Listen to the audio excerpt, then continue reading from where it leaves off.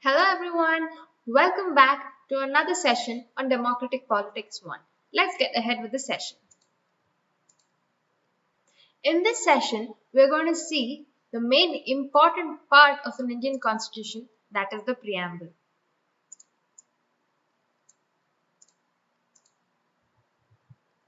This document here is also called the preamble. This is like an introductory statement into the Constitution of India. So there are a few words that are written here, which it's also called the key to the Constitution. These words called justice, liberty, equality hold a deep meaning, which we are going to see further.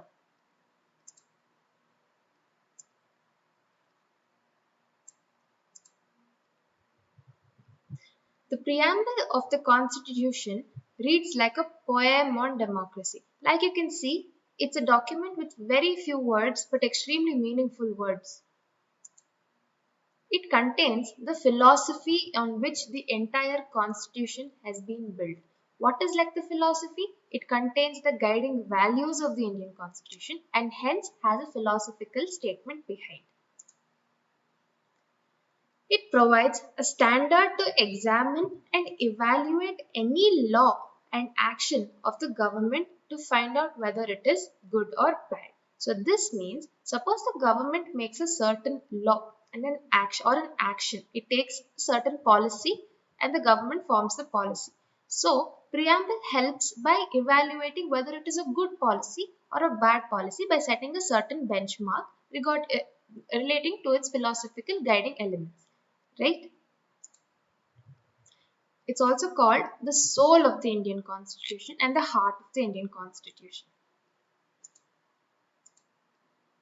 So let's decode the ideals of the preamble. Let's go into each word and see what it means. So the preamble starts with the statement, "We, the people of India." So let's see what this means. The constitution has been drawn up and enacted by the people through their representatives and not handed down to them by a king or any outside powers. Like we've seen in the previous classes, India is a total representative democracy, which means we elect our rulers, which are our elected representatives, and these representatives have played an important role into making up the constitution. Hence, this constitution is given to us by our elected representatives, the ones we have chosen to rule over us. So hence, it starts with saying, "We the people of India."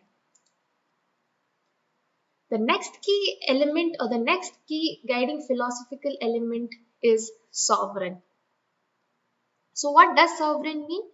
Sovereign means where people have the supreme right to make decisions on internal as well as external matters. No external power can dictate the government of India. So we have the final say into any kind of internal or external matter. No outside agency can control our government.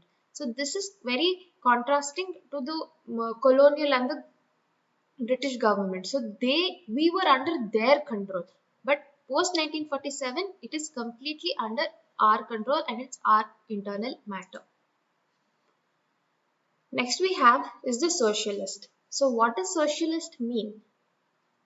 Wealth is generated socially and should be shared equally by the society. Government should regulate the ownership of land and industry to reduce socio-economic inequalities. So you must be knowing India is still a developing country. So there is a certain rate of poverty that's in our country. So a preamble has an ideal called socialist, which means a lot of wealth should not be concentrated under one individual and it should be distributed to the rest of the citizens as a matter of their right.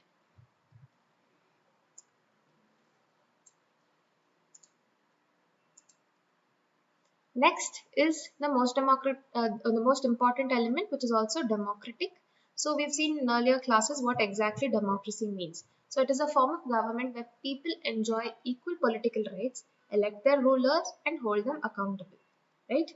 The government is run according to some basic rules. Next is the republic. So in the republic, the head of the state is an elected person and not a hereditary position. So basically what a republic means is we elect our president. As in, the president of India is not directly elected by the people, but is elected by the elected representatives we vote for. Suppose we vote for our MLAs who further elect the president. And it is not a hereditary position like in the UK. The UK has the Queen of Elizabeth, the Queen of UK, who has a hereditary position and she heads the state. That's also called the monarchical kind of government, which we have seen in the previous classes.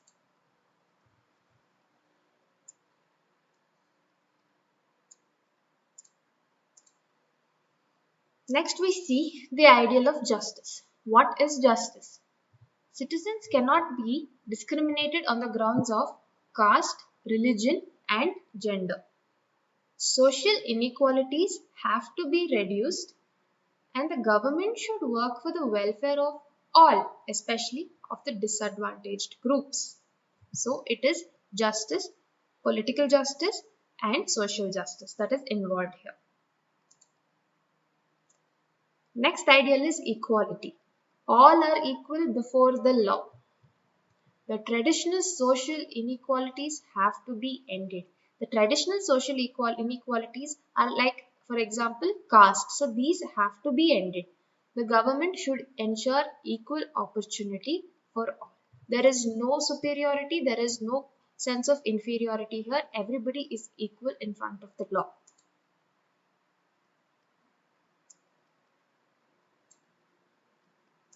Then we have the ideal of liberty. There are no unreasonable restrictions on the citizens in what they think, how they wish to express their thoughts, and the way they wish to follow up their thoughts in action. So what this exactly means is we are given the freedom to think what we want, to wish and express our thoughts and put them into action in a way we want to. There is absolutely no restraining power on how we think and etc. Let's see the last ideal and the most important ideal, fraternity. All of us should behave as if we are one big family. We are all a part of the same family and we should behave like we are members of the same family. No one should treat a fellow citizen as inferior. Like a common statement goes, all Indians are my brothers and sisters is what fraternity finally concludes to. So let's take an important heads up for this note here. So it says the terms socialist and secular, right? So they were added in the preamble through the 42nd constitutional amendment in 1976. These two ideas were not in the original constitution and were added in 1976. So an important amendment that you'll see in your further classes called the 42nd constitutional amendment.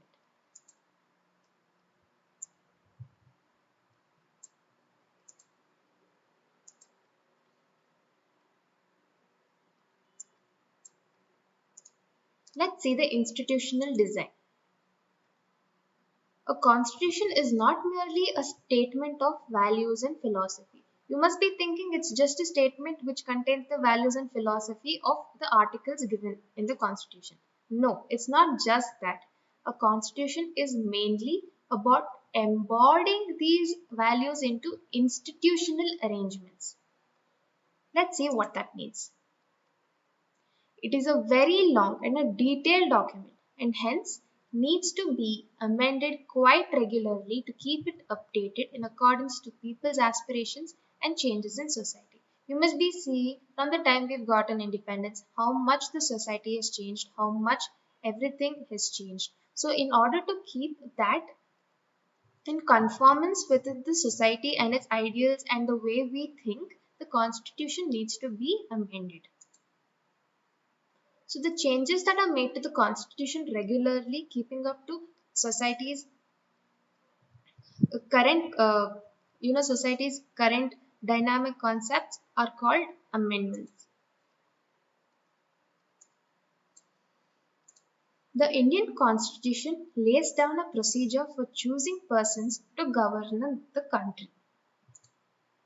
It puts limits to what the government can do by providing some rights to the citizens that cannot be violated. So, the Constitution does not give unlimited power to the government.